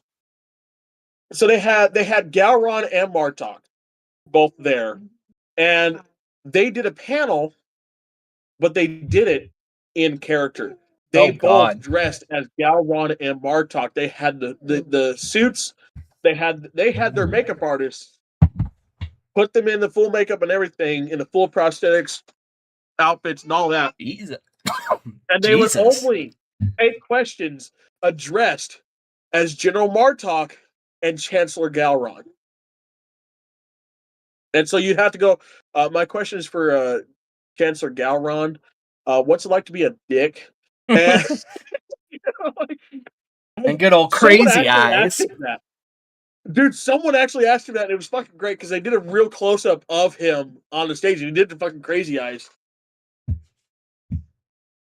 And he goes, what's it like to be a puny earthling, dick? Anyway, so great, dude. We've got Joanna Miles, who played Perrin in Star Trek The Next Generation. So Sarek's like second or third wife, I think. I don't remember. Yeah. We've got John Billingsley, better known for playing Dr. Phlox. Good old Jonathan Frakes is coming down. Hell yeah. Let's see. We've got some of the more... Ooh, we've got Commander Eddington from Deep Space Nine coming down. Ooh, okay. Linda Park, better known for playing Hoshi Sato.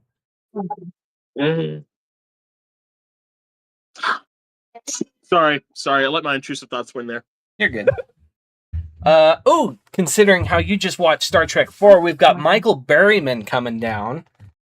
Let's see. He was the guy. He had the weird headdress on, and he was at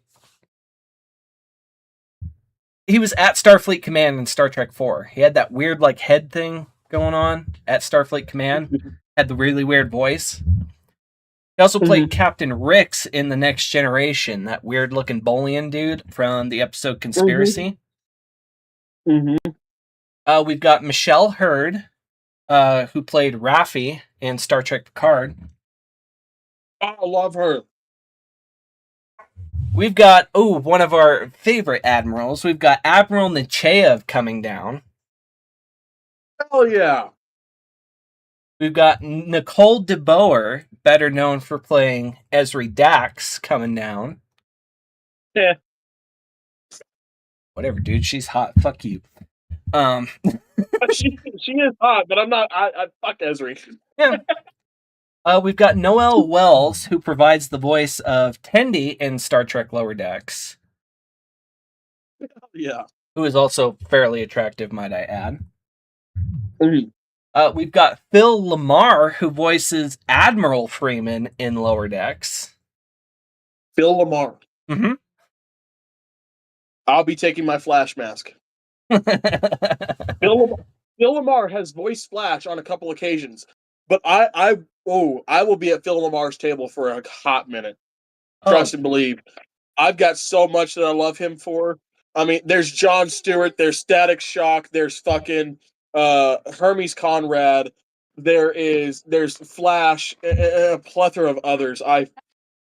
Phil LaMarr's who I aspire to be. Oh yeah. When it comes to voicing. Speaking of Gowron, Robert O'Reilly is coming down as well. Fuck yes.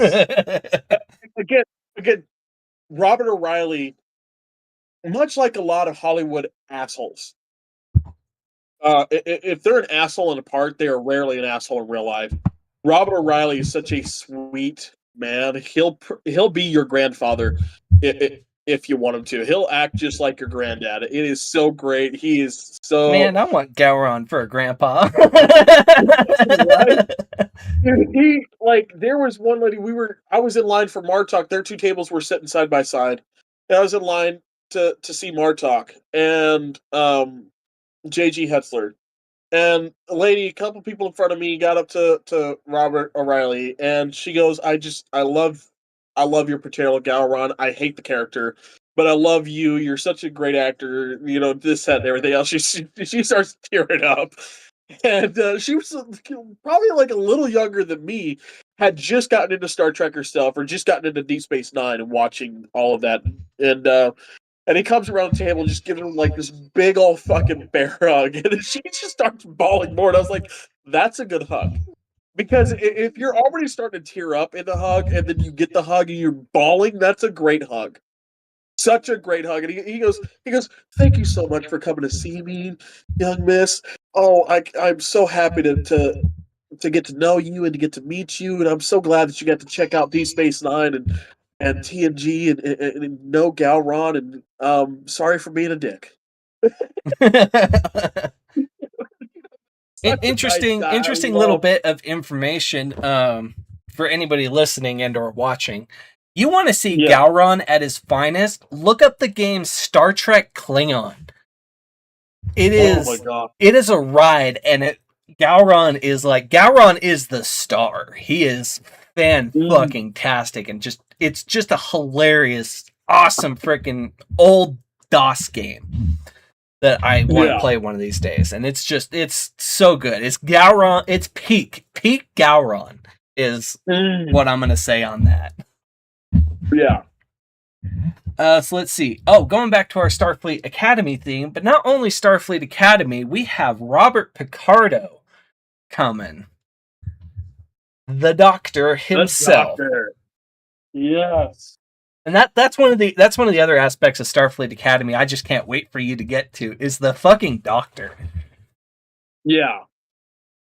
I have always had a soft spot for the Doctors on any Star Trek media. I mean, you don't get any better than the Doctors. Mm-hmm. I mean, as much as I'll give season 2 of Next Generation, the replacement, Pulaski. As much as I give her shit, she was a really good doctor. McCoy, phenomenal. Umenga, phenomenal. Crusher, phenomenal. Phlox, love him. You don't get any better. I think the best castings. It doesn't matter what Star Trek show it is. The castings for your medical officer, your chief medical officer, has to be perfect. You've got to find the right actor that can get the bedside manner, but also be able to tell the captain, "Go fuck yourself" in the same breath. It takes a special person to be able to do that, and every Star Trek media out there has gotten the perfect person to play the Doctor, or the chief medical officer. That is, at least, mm-hmm. and even Chapel, Nurse Chapel, both with Majel Barrett and Jennifer, the new girl, or Jess, the new girl that played her in Strange New Worlds. Both of them perfect, because we saw Majel Barrett give Kirk and McCoy shit a lot in the original series, but also turn around and go, "Oh, sweetheart, well, aren't you we'll get you fixed up in no time. Don't worry, boo-boo." Kind of shit. And Jess has that same energy about her. And, we've seen it a few times in Strange New Worlds already. I can't wait to see how she progresses over the next couple seasons with that. Continue on. Who else we got? We've got Sean Kenny, who you bring up every fucking time you can. Sean Kenny is Captain Pike that is in the chair. He's also Lieutenant DePaul in the original series. Gotcha. Sean Kenny, he's the one that I met. He's the very first Star Trek actor I met in 2016. And when I met him, we just got to talk. No one was at his booth. No one was at his table. And so, I just wanted to go. He was Captain Pike. I'm like, okay, cool. I want to say hi to the guy. He's on the original series. Here he is. He's promoting the book that was brand new then, that had just come out, Captain Pike Found Alive. He's promoting his autobiography that he put out. And we got to talking, and a little bit later, the friends that I had just made were like, "Hey, we're about to go do this thing. You want to come with us real quick?" I was like, "Yeah, I'll go do that." And I said goodbye to Sean, and my mother was going to stay there a little bit longer, so I said goodbye to my mom for a little bit and walked off. And he had told my mother after I'd left that I reminded him so much of his son, and that he was just so happy to have me there talking to him. And so ever since then, he's been one of my favorite Star Trek actors, even though he's technically such a minor part of Trek, but also being a major part of Trek because of the 2-parter episode where he does play Captain Pike. And I can't wait to see him again. I can't. I'm gonna have to go see him again and get the copy of the autobiography I have signed by him, and show him the picture that I still have on my phone of our first meeting in 2016. 10 years later, I cannot wait to do this. Oh, this is gonna be so much fun. Anyway, continuing on.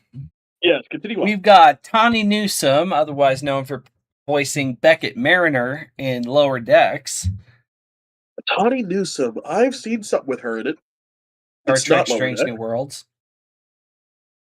Is she Strange New Worlds? Because, yeah, she plays her character that she voices from Lower Decks. Well, yeah, but no, I'm talking about, there was another show that's not Star Trek related whatsoever that I saw her in recently. Maybe. We'll figure that out later. But yeah, okay. We've got Thomas Wright, the actor who played the very controversial character of Tuvix. Yeah. Continuing on with that theme, we've got Tim Russ, otherwise known as Tuvok from Voyager. Okay, but I'm gonna have to take a Spaceballs DVD to that one and see if he's found. Yeah, duh. Let's see. We've got. You guys found anything yet? No, nothing yet, sir. How about you guys? No, Nothing what about yet. You guys? We ain't found shit. Let's see. We've got Vaughn Armstrong, who plays Admiral Forrest in Enterprise.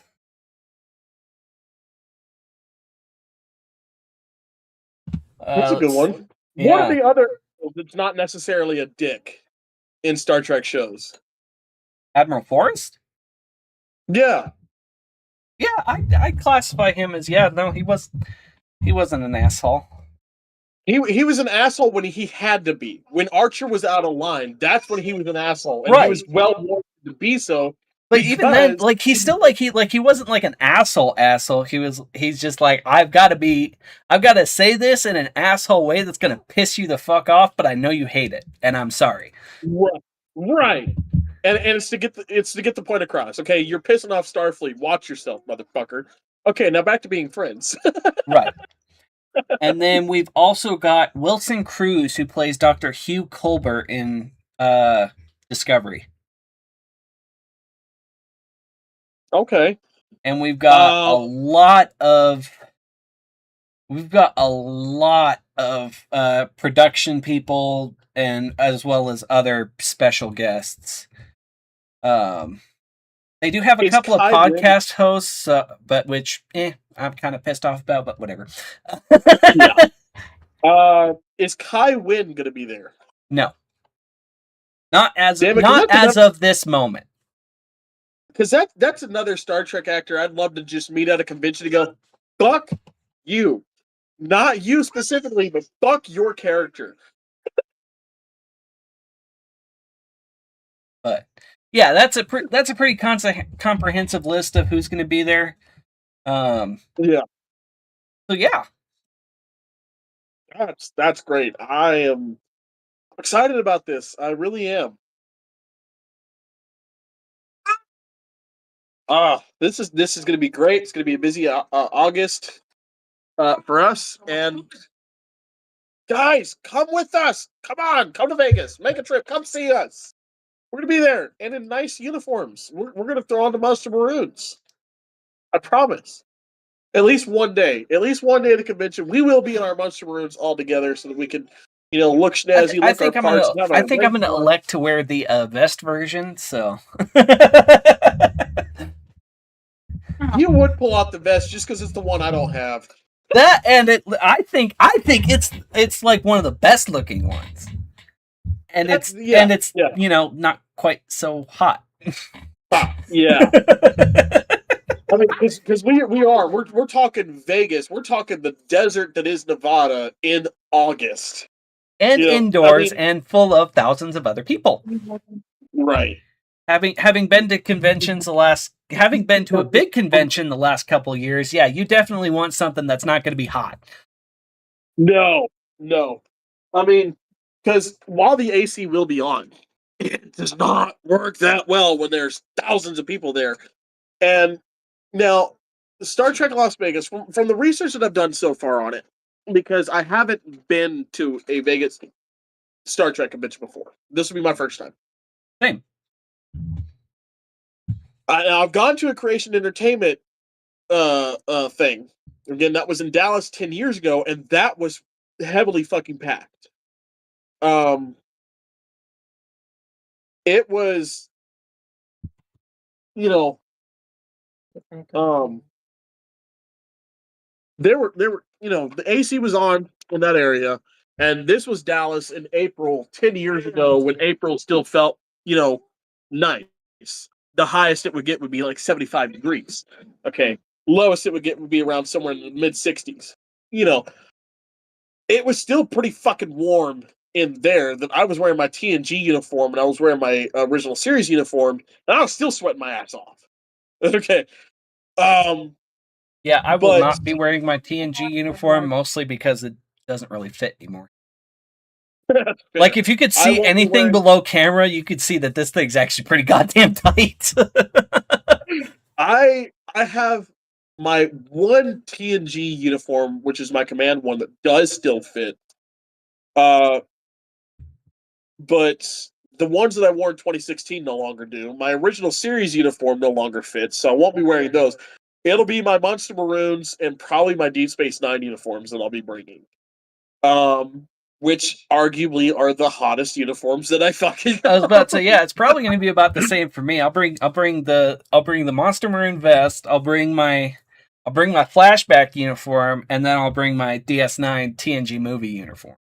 Yeah, and but yeah, we're talking about Vegas, where it gets 100. Now again, Vegas, Nevada heat is a lot different than the heat I experience here in Texas or Louisiana, for that matter, because we have humidity, and humidity makes things a hell of a lot worse. And it's dry heat there, but the problem with dry heat is you won't know that you need to, that you're sweating or that you need to drink water with dry heat. That's where it gets you. Yep. So we're gonna have to, again, with all four of us, gonna have to very, very much make sure that we're staying on each other about drinking and eating. There's a little bit of humidity here, but not as much as he's got. Yeah. So it is more of a dry heat where I am located anyway. Right. So I'm a little bit more used to it as far as that goes. So yeah. This is gonna be fun, but you know what? Fucking, I'm so ready for this. I'm excited for this. I mean, getting to spend some time with you, getting Carter in there with us. The four of us. We're definitely gonna have to take some pictures, do a live podcast broadcast. And I'll probably bring some chargers with us, set up at our table, and do a couple probably lives on TikTok as well while we're out there. I will have at that point. I will have my shirt press that is good to press for shirts, hats, mugs, bags, the works. So we'll be making on the spot 2 captains, 1 pod merch. And I want to get with you soon on that same topic. As soon as I get this thing in, to build us a shop. I want to build us a merch shop. So, we'll talk about that after podcast tonight.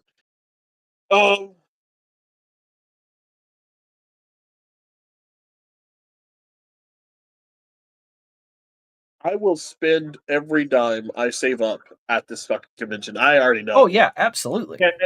And that's just getting autographs and photo ops. Now, Creation Entertainment, having worked with them before, they get pretty fucking expensive. Okay, they get real, which is why I told us, I mentioned to you I wanted to get a vendor booth because it'd be a lot easier to get in as a vendor than it would as a regular guest. For us, for the four of us, to do this. Mm-hmm. So,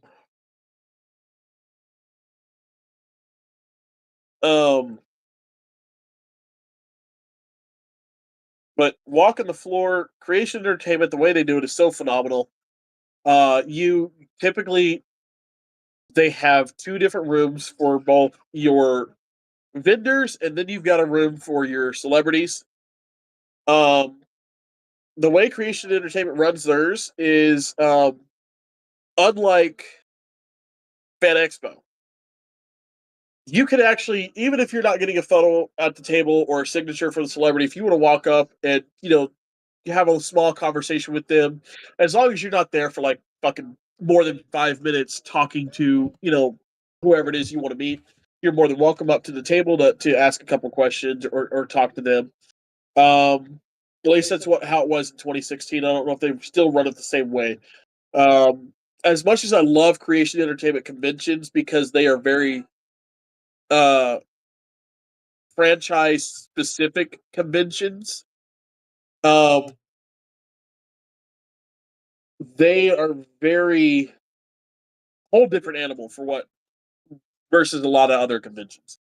So with that, in 2016, it was nothing but Trek there. But I'll tell you, having been to other conventions in the Dallas area since then,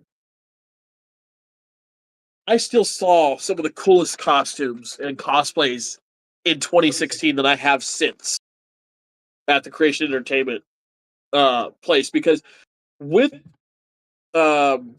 media specific conventions, you get the media specific crowd. You get the people that love Trek, and that's what they're there for. So we're going to find every single fan for every single show there, guaranteed. And I remember in 2016, the Borg cosplay that this dude had was phenomenal. I mean, he built it out of trash and other just found shit based off of a bodysuit, and then wired it up to have blinking lights, a working laser on his eye, this, that, and the other, little components on his, on the suit that would spin, or little moving parts. It was really wicked. It was wickedly cool. And I haven't seen something like it pretty much since. So I'm really excited for this convention for that factor alone. One of the other things that I remember seeing in 2016 was people just dressed up as different aliens that we hadn't seen in Star Trek before. But they were like, fuck it, now's my chance. Now's my chance. When people ask, I'm an alien from this planet, I have a full-fledged backstory and everything, and I'm just a visitor to Starfleet, or to the Federation.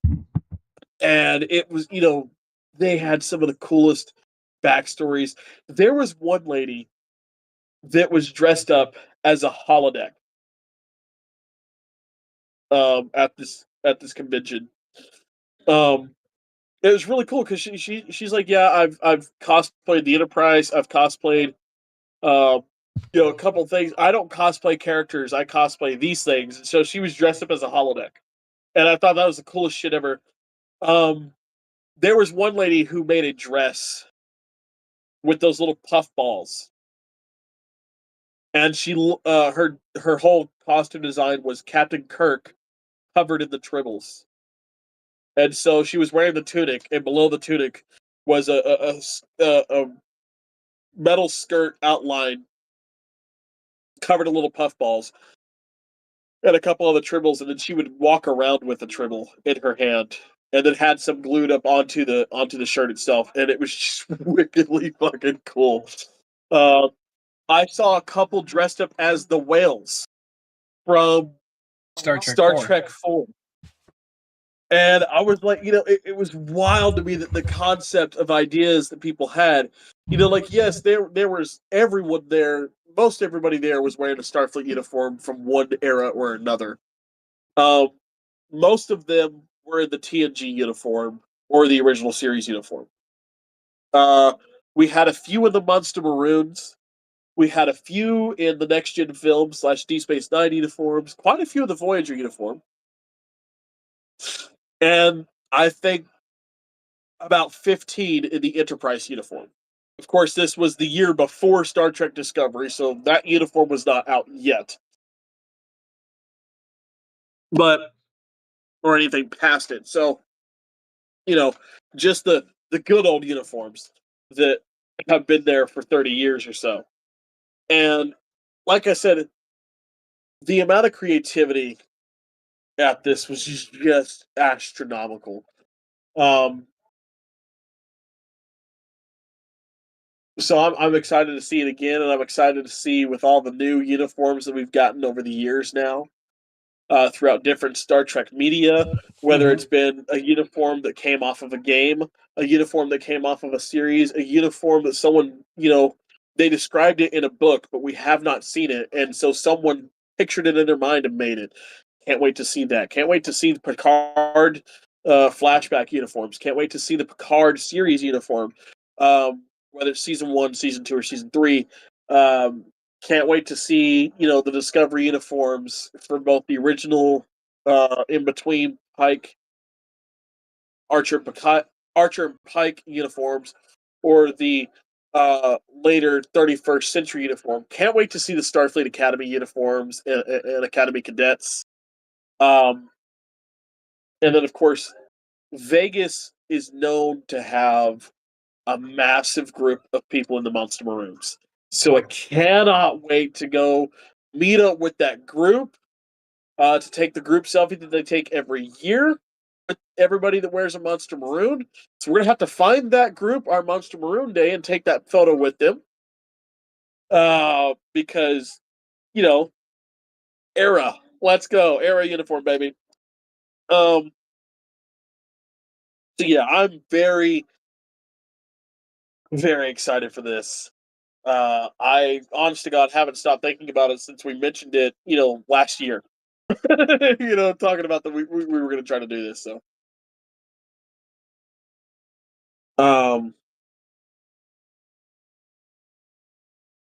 man, I think that's all I got right now. Because, like I said, my mind is fried with everything else that I've been going through in my personal life. So I am pretty much tapped out.